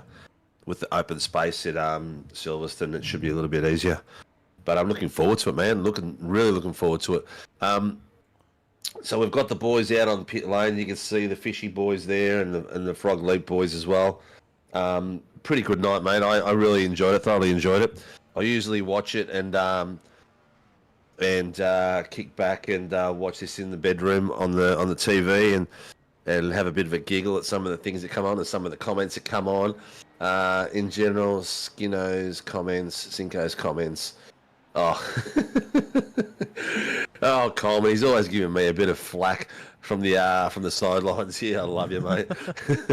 So what do we got now, mate? This is the system is catching up. It'll give us the results in a couple of seconds, which we have got on screens. This is our GT3 race results here tonight. Greg Barber takes our victory for CXR out of P1, just ahead of his teammate Adam Hughes in P2. Harry Dodds will come home out of P3 for Frog Leap Juice Racing. 2 seconds ahead of Aaron Schroeder out of P4 for Corsa Rosso. John O'Kiley will come home out of P5 for Frog Leap Juice Racing ahead of Alexander Gonotis from Corsa Rosso, who just gets home ahead of Respect the Meatball Racing's Patrick Frame out of P7, with Calvin Hodgkinson 2 laps down, coming home out of P8. We'll then quickly go to the GTP results here tonight. Scott Hasler comes home out of P1 for Frog Leap Juice Racing ahead of P2 Blake Delaney for Fishy Motorsports. Jake Edwards will come home out of P3 for CXR, with Adam Simpson coming home for Fishy Motorsports out of P4. Simon Mazzomo will finish out of P5 here tonight for 9.5 Sim Sports ahead of Jack Michelson from Velocity Racing Team. Ty Delaney will finish out of P7 for Fishy Motorsports ahead of his teammate Chris Funky Miller out of P8, with Matt Gerard coming home out of P9 for Velocity Sim Labs. Luke Crum will then make up the top 10 for LCR Esports, getting home just ahead of Michael Whiting out of P11, Scotty Van Loon out of P12, Chris Tomlin P13, Jordan Ferguson P14. Jack Anderson makes up the top 15 there, only 2 laps down in the end. Brandon Grotch was 10 laps down at a P16. De Vries was P17, 15 laps down. And then Pat Oliver and Keegan Caldwell were never able to get out on track. As we await the rest of our GT3 drivers to get into the green room so we can bring them in here. Oh, we've actually got them all, so we can drag them in. So we're bringing our GT3 podium here tonight. So Harry Dodds, Adam Hughes, Greg Barber, great to have you all in here. Harry, we'll start with you, mate. You were kind of on your own for the majority of that race there, but still managed to keep it clean on the way home. Can you let us know how you gave your Merc a bit of a facelift on that last lap? I don't know what you mean by facelift. I was just trying to save some fuel so I have enough fuel for the cool down lap. That's all I was pretty much doing.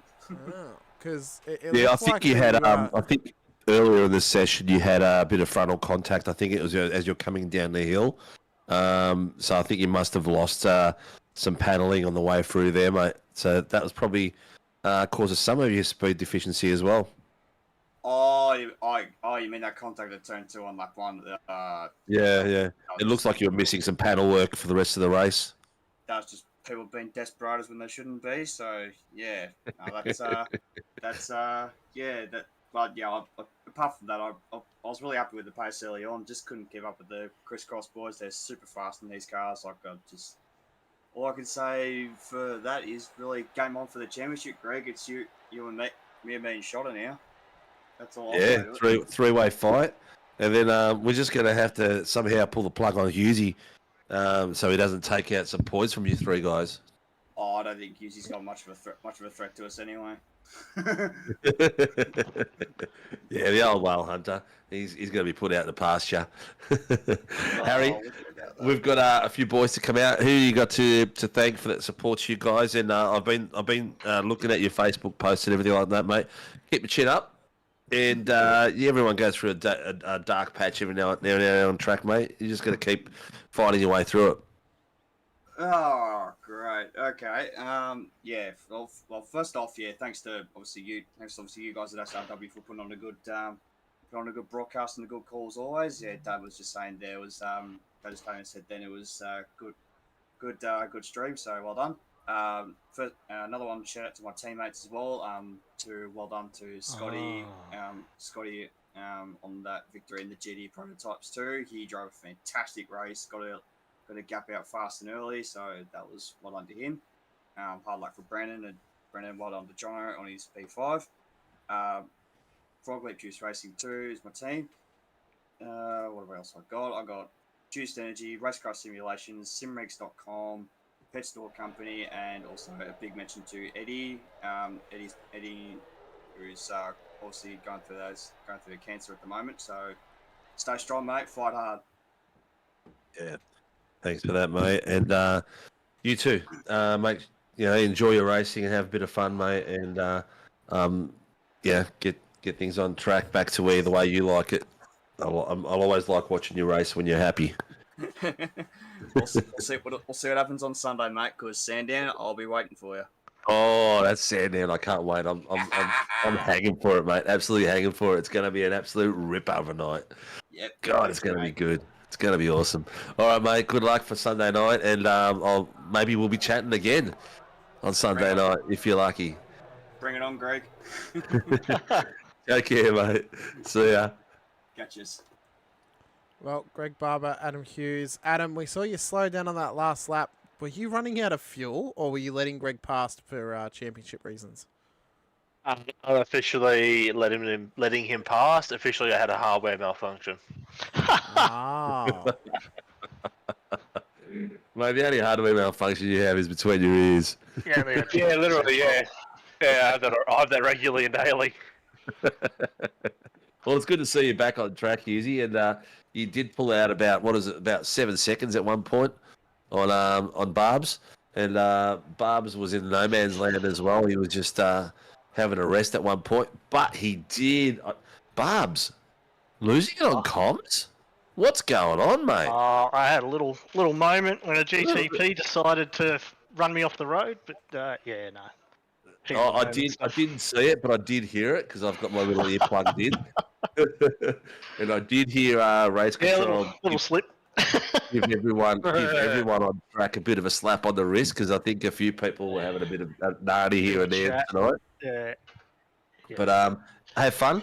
Yeah, apologies to the boys for that. It was good. The game plan tonight was just to keep it clean and keep finishing in front of Harry and Aaron, basically. It's good to have Adam here to sort of drag me along and Wingman.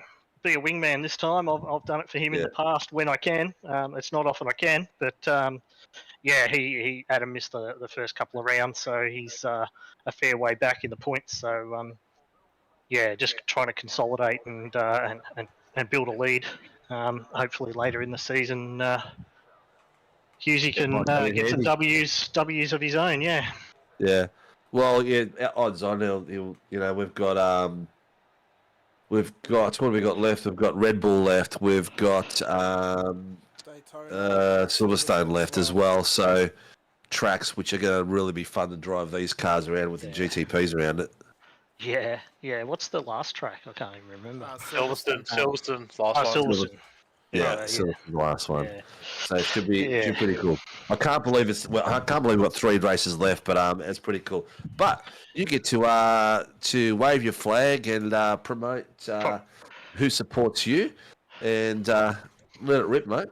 Yeah, obviously, thanks to SRW for putting on the events. They're great. Crisscross Racing, Shunt Scenery, Palmerston Bakery, DSM Painting Contractors, Jennifer Russell Real Estate, Doom Designs, and Poolmaster Bayside. I'll just leave it at that. Give the viewers a bit of a Can you do that again? Sorry, because my phone started to ring as soon as he started, and cut him off because my headset was also connected to my phone. So could you do that again, please, Greg? Yeah, Shunt Scenery develops Airports and Scenery for Microsoft Flight Simulator. Palmerston Bakery is an actual bakery. Yep. Adam will be able to tell you where it is. Can't remember. DSM Painting Contractors is a painting business in New Zealand. Jennifer Russell Real Estate is Yeah. They're all pretty much self-explanatory. I Yep. suggest that Palmerston Bakery is in Palmerston in New Zealand. Oh no, I think it's No, Oz. it's in. No, it's Palmerston Northern in Territory? Northern Territory. Darwin, Northern yeah. Territory. Oh, Yeah. geez, Yeah. Northern Territory. Yeah, mate. Christ. Yeah. Geez, you guys get your sponsors wide and far. Oh yeah. Yeah, well, Oh you yeah. know, when you got big names like Adam Hughes on the team, you know. I expect the Alice Springs Inn to be your next sponsor, boys. Just really just round out that area. Oh, no, next time they'll have Uluru in their car, mate. Well, boys, thanks a lot. All right, Barbs. Thanks You for guys that. get to the Hughes, GTPs, eh? We'll be your Yeah. Mr. Hughes, you got anything to say? No, just thanks to you two, and obviously to Race Control, and obviously to the GDP fellas for tonight, and to Greg for the win, and obviously to shout out to Blake guiding his team with Eddie going through his canter. So just a shout out to him, even though he doesn't know me from a bar of soap, but I'm sure everyone's thinking of him with an SRW. So just a shout out to him. Yeah, Mate, it's you don't need to know the guy. It's always good to hear people that from all walks of life. Keep giving someone a pat on the shoulder. It gives you a smile, and that's more important than anything when you're going for something like that. Yeah, absolutely, 100%. All right, get out of here. I'm sick of hearing your voice. All right. Cheers, boys. Good luck, boys. See ya. Take care, lads. Thanks for coming out and having some fun. Oh, dude, cheers. All right, All right, let's Hamish. chat to the GT3 podium. Let's drag our GTP boys in here. We'll start with Jake Edwards. Of course, your teammates got the 1-2 finish out of GT3s. You managed to come home in P3. We saw you have that off track though when Scott came into the pits. Was it pushing just a little bit too hard and making a mistake, or did something else lead to that? Nah, I've just been under the weather all week, dude. So I just wasn't concentrating properly and just made a little mistake. And then I let Delaney through. I mean, you did well to come back though. I mean, under illness and still finish as P3. That's still pretty impressive, and you must be proud regardless to get on the podium tonight. Yeah, it's good to just bank some points for the championship, mate. I think I'm leading it by a fair few now, so it's good to just keep chipping away at that, mate. Well, I mean, did you find it challenging to try and get through the traffic here tonight around this circuit, or were they pretty respectful in the GT3 field? Nah, I found it pretty respectful in the GT3 field. Luckily, I didn't come across any bad driving through the kink, which was good. But yeah, no, everything was pretty respectful through the GT3 fields. Even the GTP cars that were coming up to lap, pretty clean through them, just letting us go, which was nice. Very good, mate. Well, Steve, do you have anything you want to ask Jake? No, how no. this race went?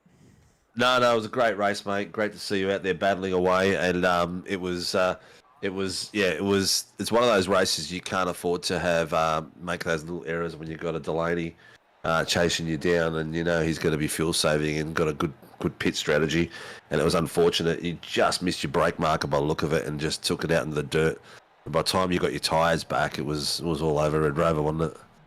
Yeah, that's pretty much it, mate. I knew that he was coming hard, so I was like pushing a little bit, and then just stuffed it. Yeah.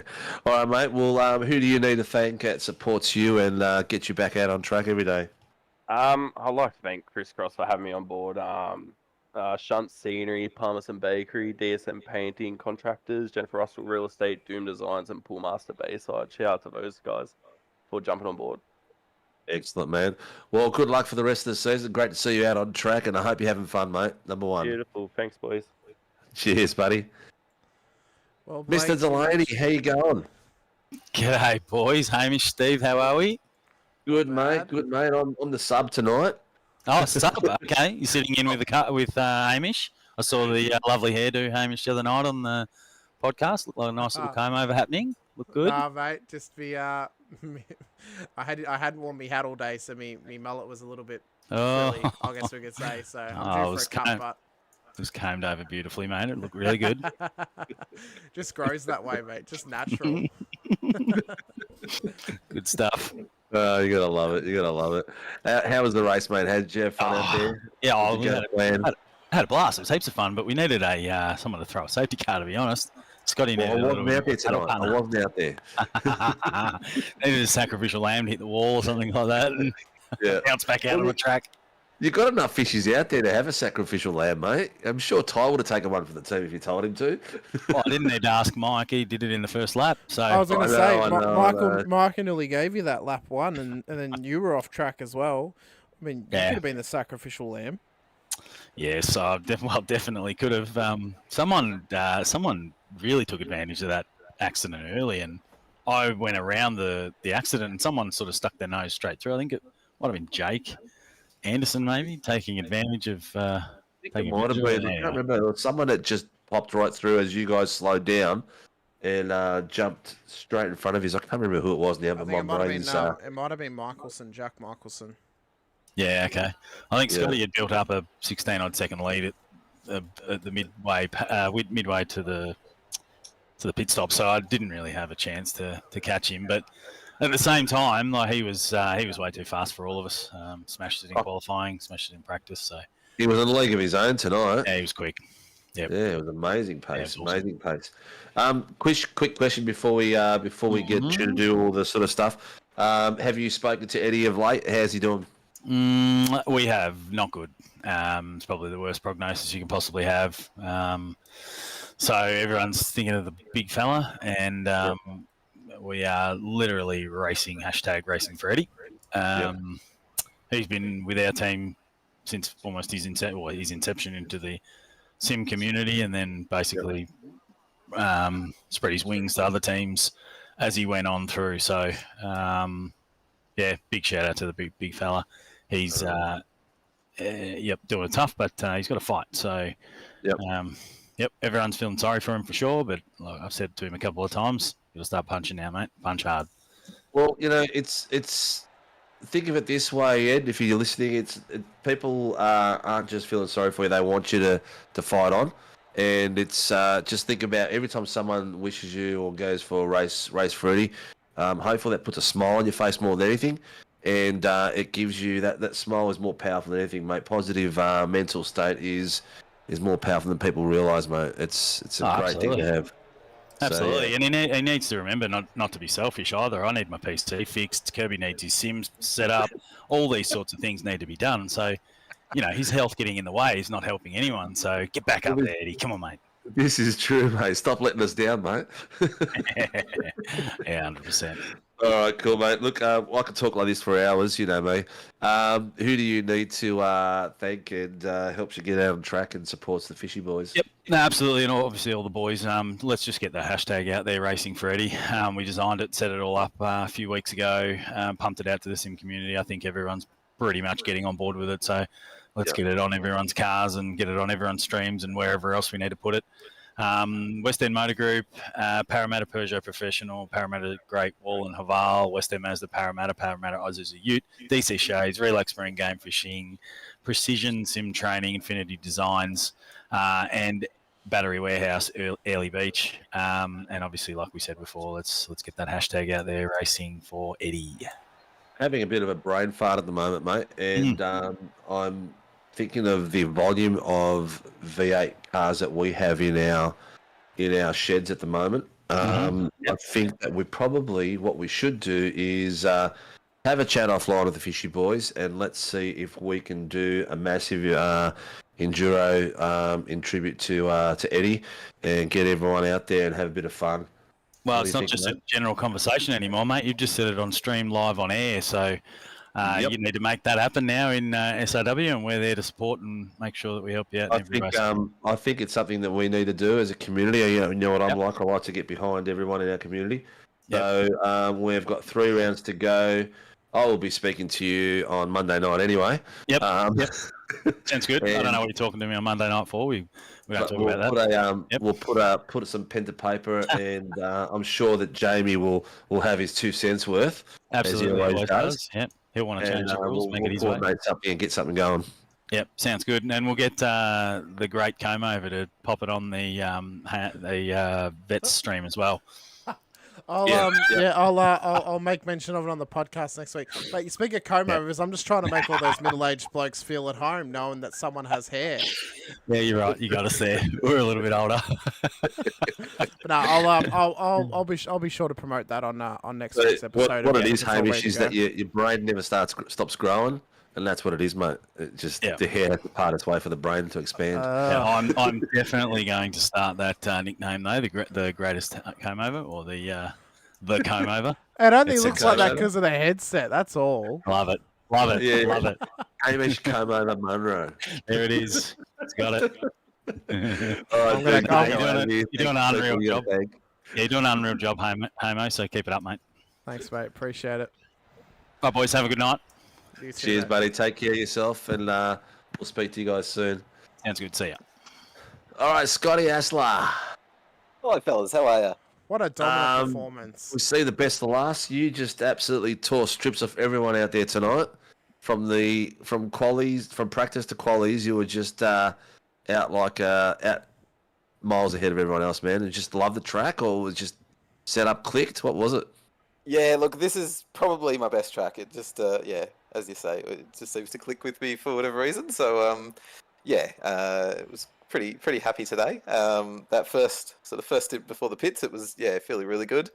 Sorry. After the stop, the tyres were a little rough. I was wondering whether I maybe should have taken a front left or something.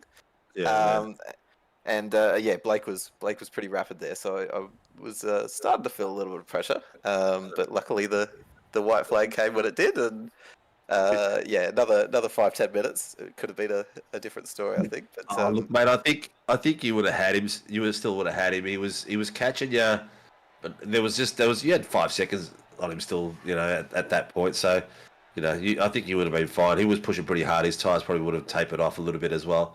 But I guess the point that was hairiest was the start. I thought he was going to get you at the start at one point, but you managed to get in front of him and took that lead out of the first corner, second corner, and it was all over. Yeah, it's tricky with these. We go on green. You can't just set hit the loud pedal as the leader. You got to wait and react to it. So it's not like an official start where you pretty much always lead. It is a bit tougher. I was happy to.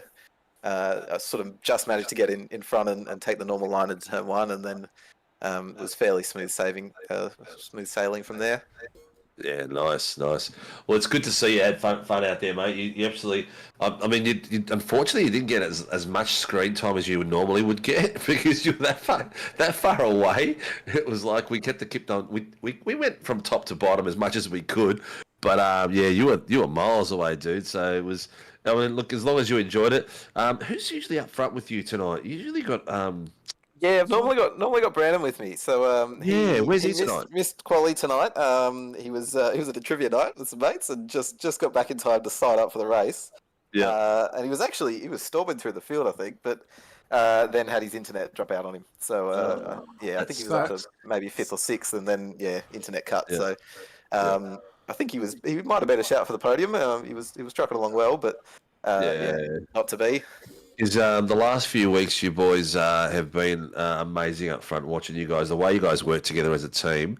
The Fishy boys, if anyone out there that's watching racing, you got to watch the way the Frog Elite boys and the Fishy boys work as a team when they're following each other around tracks. It's amazing to watch. You guys have got it down pat, that's for sure.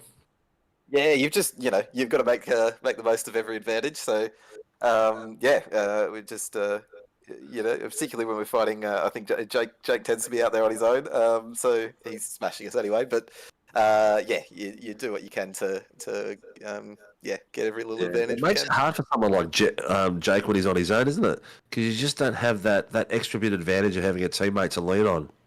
Yeah, 100%. It's he's making it work. He's I think 500 points clear or something. But it does make it a bit harder. Consistency. You don't have to win every race to win a title. That's for sure. No, definitely not. Yeah. Excellent, mate. Well, we've got a few real killer tracks left to go. We've got three rounds to go, so it's still pretty open for everyone to battle it through. Any favourites in the next three?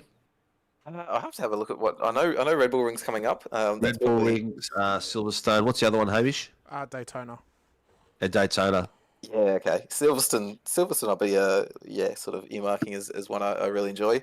And I think a lot of us have all done a lot of laps around Daytona with the 24 hours and everything. So everyone probably comes in there fairly confident. Red Bull.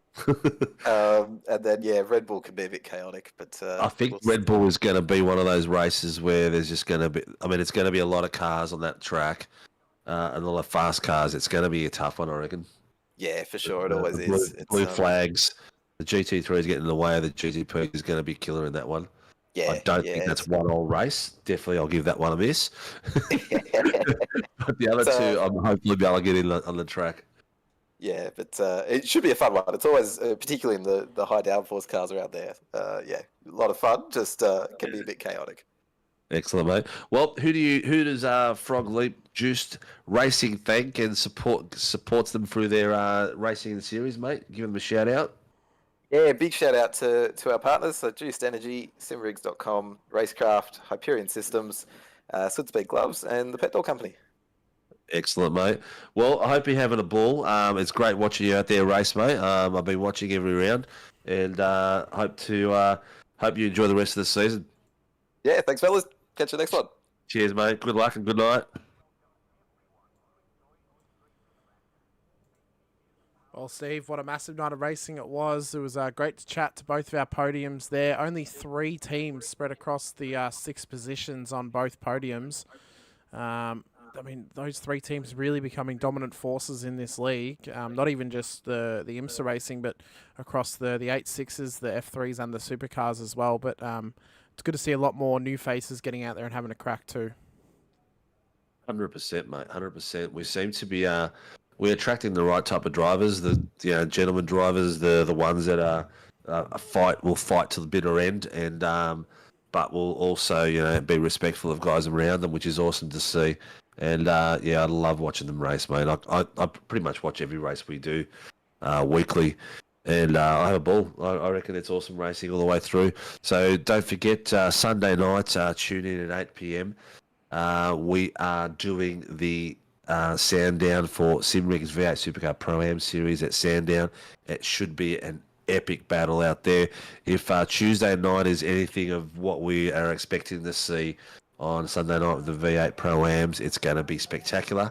And then we are there for round 7. So it's already coming. We're at round 7, round 8, and round 9. 3 more weeks before the season finishes.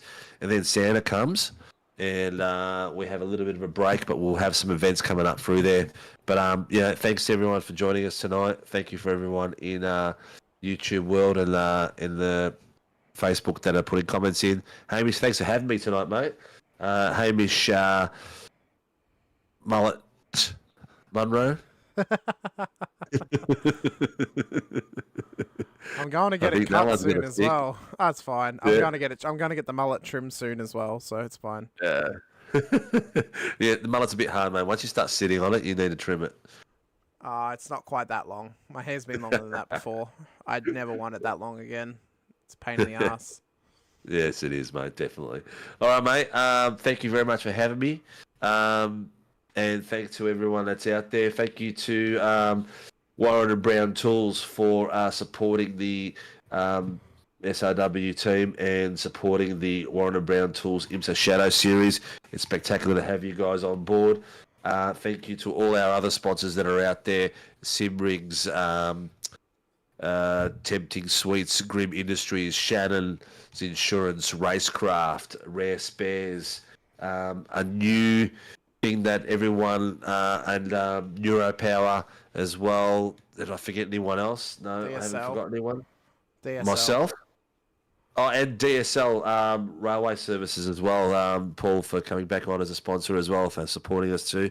Hot news off the top today. Had a meeting with Rare Spares, and SRW will be at Summer Nats in Canberra in January. So you will be able to come out and see us. We will be actually doing live broadcasts there daily. We will be running rigs at the event with our broadcast team, some of us attending, and running some online racing as well. And hopefully interviewing some real world racers too. So it's going to be awesome. We'll give you some more news as we know it. We are putting all the finer details in at the moment, so it should be pretty epic. Anyway, thank you very much. Hamish, good night. Good night to you too as well, Steve, and good night to everyone who watched us here tonight. Fantastic to have everyone watching us here for the Warren & Brown Tools IMSA Shadow Series. Been a fantastic night of racing. I look forward to next week for round number 7 out at Red Bull Ring. Then there's only 2 rounds left after that, Daytona, and of course the finale out at Silverstone. We'll see you on Sunday night for Shibby and Steve out for the Supercars Pro-Am, thanks to simrigs.com. But until then, this has been SRW TV. It's been round 6 of the Warren & Brown Tools IMSA Shadow Series out from Road America. We thank you for your time. We thank you for your viewership. But until next time, we'll see you then. Bye for now. To turn one, this is amazing. Up and clash heads again.